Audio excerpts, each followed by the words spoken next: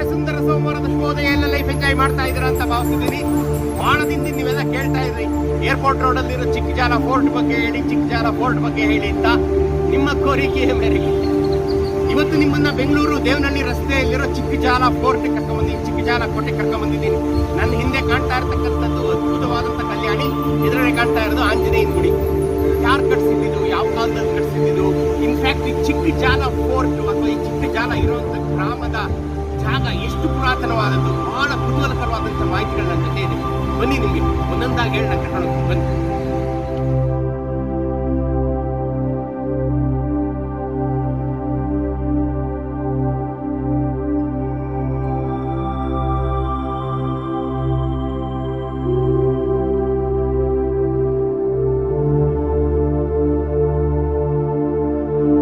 ಸ್ನೇಹಿತರೆ, ಈಗ ನಾನು ಚಿಕ್ಕಜಾಲ ಕೋಟೆ ಒಳಗಡೆ ನಿಂತಿದ್ದೀನಿ. ಕೋಟೆಯ ಒಳಾವರಣ ಇದು.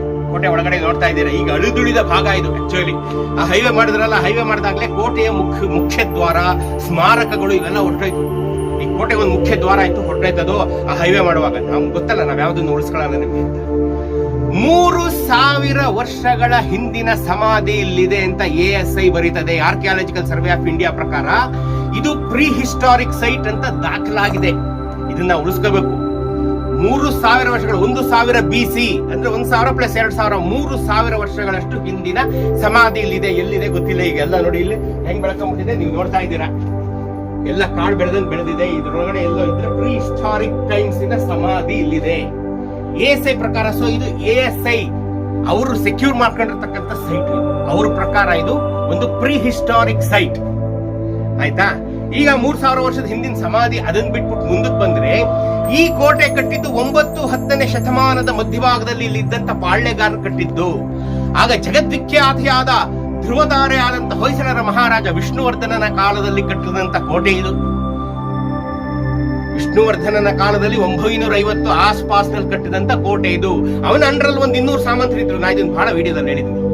ಹೊಯ್ಸಳರ ಅಂಡರ್ನಲ್ಲಿ 200 ಜನ ಸಾಮಂತರಿದ್ರು. ಅದರಲ್ಲಿ ಇಲ್ಲಿದ್ದಂತ ಪಾಳೆಗಾರನು ಒಬ್ಬ. ಅವನು ಕಟ್ಟಿದಂತ ಕೋಟೆ ಇದು.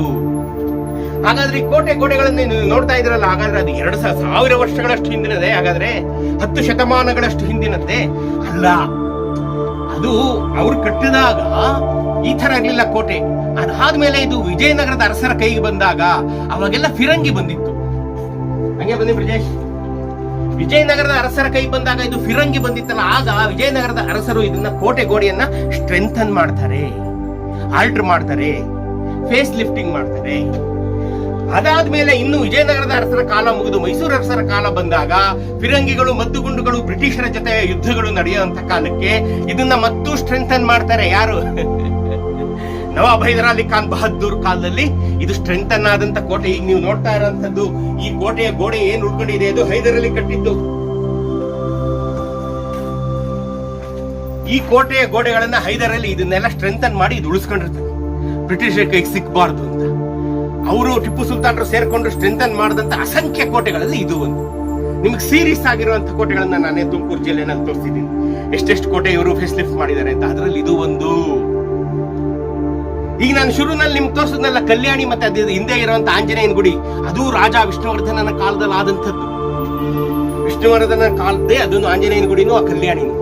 ಆ ಕಲ್ಯಾಣಿ ಈಗ ಯಾವುದೋ ಉತ್ಸಾಹಿ ಯುವ ಪಡೆ ಬಂದು ಅದನ್ನು ಕ್ಲೀನ್ ಮಾಡಿದೆ ಅಂತ ನಮ್ಮ ಸ್ನೇಹಿತ ಬ್ರಿಜೇಶ್ ಹೇಳಿದ್ರು. ಬ್ರಿಜೇಶ್ ಫ್ರೆಂಡ್ಸ್ ಚಿಕ್ಕಜಾಲದ ಊರು ತುಂಬಾ ಇದ್ದಾರೆ. ಇದಕ್ಕೆ ಇನ್ನೊಂದು ಪಾಯಿಂಟ್ ಗೊತ್ತಾ ನಿಮ್ಗೆ? ಇದಕ್ಕೆ ಹೆಸರು ಚಿಕ್ಕಜಾಲ ಅಂತ ಇರ್ಲಿಲ್ಲ. ಈ ಜಾಲ ಅನ್ನೋದು ಬಹಳ ಸಂಮೋಹನಾಸ್ತ್ರ ಕಣ್ರಿ. ಇದು ಜಾಲಹಳ್ಳಿ, ಇದು ಚಿಕ್ಕ ಜಾಲಹಳ್ಳಿ ಆಗಿದ್ದ ಗೊತ್ತಿಲ್ಲ. ಈಗ ಇದ್ರ ಹೆಸರು ಚಿಕ್ಕ ಜಾಲ. ಆದ್ರೆ ಇದು 1000 ವರ್ಷಗಳ ಹಿಂದೆ ಚಿಕ್ಕ ಜಾಲ ಆಗಿರ್ಲಿಲ್ಲ. ಇದು ಬಹಳ ಭೂತಪೂರ್ವವಾದಂತ ಒಂದು ಹೆಸರಿತ್ತು. ಅದನ್ನ ನಾನು ಚಿಕ್ಕಜಾಲ ಗ್ರಾಮದೊಳಗೆ ನಿಮ್ಗೆ ಕರ್ಕೊಂಡು ಹೋಗಿ ಹೇಳ್ತೀನಿ, ಆಯ್ತಾ? ಆಮೇಲೆ ಇದು ವಿಷ್ಣುವರ್ಧನನ ಕಾಲದಲ್ಲೇ ಕಟ್ಟಿದ್ದು ಅನ್ನೋದಕ್ಕೆ ಏನಪ್ಪ ಸಾಕ್ಷಿ? ಅದು ಬಂದಿದೆ ಗ್ರಾಮದೊಳಗೆ. ಅವೆರಡನ್ನೂ ಅಲ್ಲಿ ತೋರಿಸ್ತೀನಿ ಬನ್ನಿ. ಈಗ ಈ ಕೋಟೆ ಒಂದು ಸುತ್ತಾಕಿ ನೀವು ನೋಡಿ ಯಾಕೆ ಕಾಣ್ತಾ ಇದೆ ಕೋಟೆ ಅಂತ. ಇಲ್ಲಿ ನೀವು ಕಾಣ್ತಾ ಇದೆಯಲ್ಲ, ಇದು ಒಂಥರ ಛತ್ರಗಳಿದ್ದಂಗೆ. ಇದು ಛತ್ರ. ಈ ಛತ್ರಗಳು ಕಟ್ಟಿ 1 ಶತಮಾನ ಆಗಿಲ್ಲ. ಇದು ಒಂದು 300-400 ವರ್ಷ. ಇದು ನಮ್ಮ ಏನಂತಾರೆ, ಇದು ಹೈದರ್ ಅಲಿ ಟಿಪ್ಪು ಅವರ ಕಾಲದಲ್ಲಿ ಕಟ್ಟಿದಂತ ಛತ್ರ. ಇದು ಧರ್ಮಛತ್ರವನ್ನ ಇಲ್ಲಿ ಸಹ ಕಟ್ಟಿದ್ರು. ಯಾಕೆಂತಂದ್ರೆ ಇಲ್ಲಿ ಇನ್ ಮುಂದೆ ಹೋದ್ರೆ ಹೆಬ್ಬಾಳ, ಪೆರ್ಬೋಳಲ ನಾಡು, ಆ ವಿಡಿಯೋ ನೀವು ನೋಡಿ, ಹೆಬ್ಬಾಳದ ವಿಡಿಯೋ. ಅಲ್ಲಿಗೆ ಹೋಗಕ್ ಮುಂಚೆ ಇದೊಂದು ಬ್ರೇಕ್ ಪಾಯಿಂಟ್. ಇಲ್ಲಿ ಬಂದು ವಿಶ್ರಮಿಸ್ಕೊಂಡು ಊಟ ತಿಂಡಿ ಮಾಡ್ಕೊಂಡು ಬೆಳಗ್ಗೆ ಎದ್ದು ಹೆಬ್ಬಾಳ ತನಕ ಹೋಗೋರು.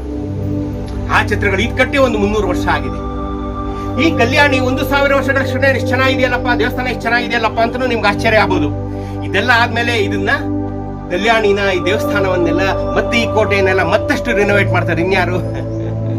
ಮೈಸೂರು ಅರಸರು, ನಮ್ಮ ಮೈಸೂರು ಮಹಾರಾಜರು ಅವ್ರ ಕೈಗೆ ಇದೆಲ್ಲ ಬಂದ ಮೇಲೆ ಕಲ್ಯಾಣಿ, ಈ ಆಂಜನೇಯನ ಗುಡಿ ಇದನ್ನೆಲ್ಲ ರಿನೋವೇಟ್ ಮಾಡ್ತಾರೆ. ಹಾಗಾಗಿ ಅದಿಷ್ಟು ಉಳ್ಕೊಂಡಿದೆ. ಆದರೆ ಇದು ಮೂಲವಾಗಿ ಹೊಯ್ಸಳರ ರಾಜ ವಿಷ್ಣುವರ್ಧನನ ಕಾಲ. ಬನ್ನಿ ಇನ್ನೊಂದು ರೌಂಡ್ ಹಾಕೋಣ. ಬನ್ನಿ ಬ್ರಿಜೇಶ್.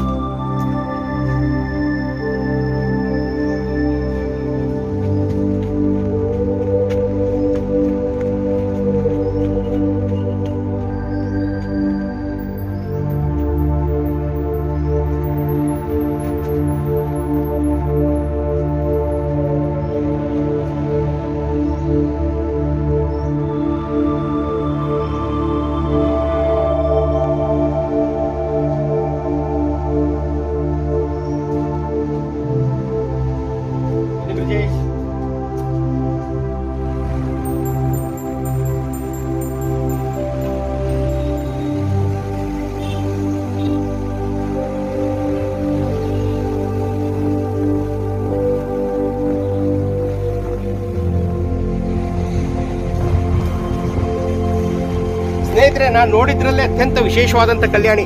ಮೈಕು ಕೆಟ್ಟೋಯ್ತು, ಸಿಕ್ಕಾಪಟ್ಟೆ ಗಾಳಿ ಇದೆ, ವಾಯ್ಸ್ ಕೇಳಿಸಿಲ್ಲ ಅಂದ್ರೆ ಬೇಜಾರು ಮಾಡ್ಕೊಂಡು ತೋರಿಸಿ ಬ್ರಿಜೇಶ್. ಹಾವು ಕಳಶ ಮತ್ತು ಈಶ್ವರ ನಮ್ಮ ಮೇಲೆ ಅಲಂಕೃತಗೊಂಡಿರ್ತಕ್ಕಂಥ ಹಾವು, ಇದನ್ನೆಲ್ಲ ನೀವು ನೋಡಿರ್ತೀರಿ. ಬಹಳ ಅಪರೂಪದ ಒಂದೆರಡು ತೋರಿಸ್ತೀನಿ. ಬನ್ನಿ ಬ್ರಿಜೇಶ್.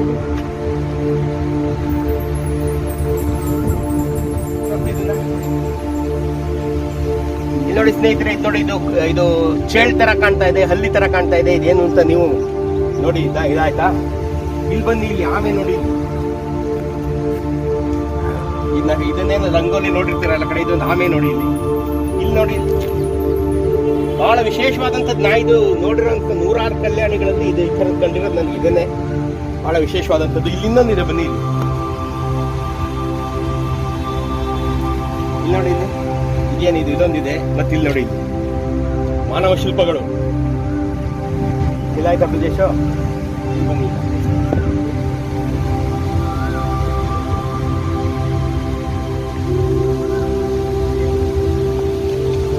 ಇಲ್ಲಿ ನೋಡಿ ಸ್ನೇಹಿತರೆ, ಇಲ್ಲಿ ಒಬ್ಬ ತನ್ನಿಬ್ಬರ ರಾಣಿಯರ ಜೊತೆ ಇರುವಂತ ರಾಜನ. ಇದೇನು? ಇದನ್ನೊಂದು ನೋಡಿ.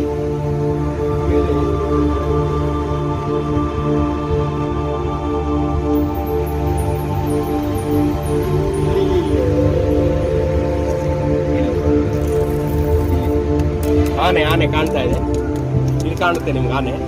ಇಲ್ಲೊಂದು ಸರ್ಪ ಬಂದ ನೋಡಿ, ಇಲ್ಲಿ ತೋರಿಸಿ. ಸರ್ಪ ಬಂದ, ಇದಾಯ್ತಾ? ಇಲ್ಲೇನಿದೆ? ಇಲ್ಲಿ ಇಲ್ಲೊಂದಿದೆ ನೋಡಿ. ಮೀನು ಇದು ಕಾಣ್ತಾ ಇದೆ. ಮೀನು ಸ್ವಲ್ಪ ಅಸ್ಪಷ್ಟ ಆಯ್ತಾ? ಇಷ್ಟ ಆಯ್ತಾ?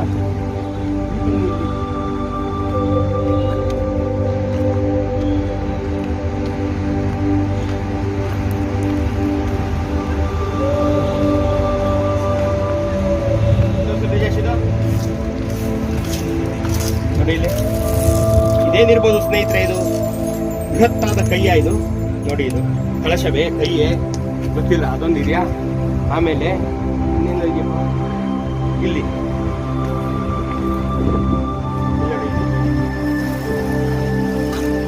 ಗೋಡೆಗೆ ಹಾಕೊಂಡಿರ್ತಕ್ಕಂಥದ್ದು ಇದೊಂದು ಇದೆ. ಇಲ್ಲೊಂದು ಬಹಳ ಚೆನ್ನಾಗಿರೋದಿದೆ.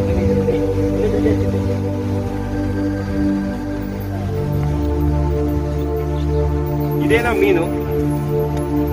ಇದು ನೋಡಿ, ಇದು 2 ತಲೆ 4 ದೇಹ ಇರುವಂತ ಕೋತಿಗಳು. ಇದು ನೋಡಿ ತೋರಿಸಿದ್ರೆ ಎಷ್ಟು ಬಹಳ ಚೆನ್ನಾಗಿದೆ. ಇದು ಬಹಳ ಕಡೆ ನೋಡಿರ್ತೀರಾ ನೀವು. ಈಗಲೂ ದೇವಸ್ಥಾನಗಳ ಮೂಲೆ ನೋಡಿರ್ತೀರ, ಬಸವ 2 ಕಡೆ ದೇಹ ಒಂದೇ ತಲೆ ಇಟ್ಟಿರ್ತಾರೆ. ಅದೇ ತರ ಇಲ್ಲಿ ನೋಡಿ 4 ಕಡೆ ನೋಡ್ಬೋದು. ಈ ಕೋತಿಗಳ ತರ ಇದೆ. ಕೋತಿಗಳು ಯಾಕೆಂದ್ರೆ 2 ಬಾಲ ನೋಡಿ. ಈ ಕಡೆಗೂ ಬಾಲ ಆಗುತ್ತೆ, ಈ ಕಡೆಗೂ ಬಾಲ ಆಗುತ್ತೆ ನೋಡಿ. 1 2 3 4 ಎಷ್ಟು ಚೆನ್ನಾಗಿದೆ ನೋಡಿ. ಇದೊಂದಾಯ್ತಾ? ಆ ಕಡೆ ತೋರಿಸ್ಬೇಕೇನೋ ನೀವು. ಇದೊಂದು ಗಿಳಿ ತರ ಕಾಣ್ತಾ ಇದೆ ನನ್ನ ಕಣ್ಣಿಗೆ. ನಿಮ್ಗೇನ್ ಕಾಣ್ತಾ ಇದೆ ನೋಡಿ ಸ್ನೇಹಿತರೆ? ಇದು ನನ್ನ ಕಣ್ಣಿಗೆ ಇದೊಂದು ಗಿಳಿ ತರ ಕಾಣ್ತಾ ಇದೆ. ಇದು ಬಿಟ್ರೆ ಇದೊಂದು ಒಂದು ಚಕ್ರ, ಒಂದು ರಂಗೋಲಿ ತರ ಇದೆ.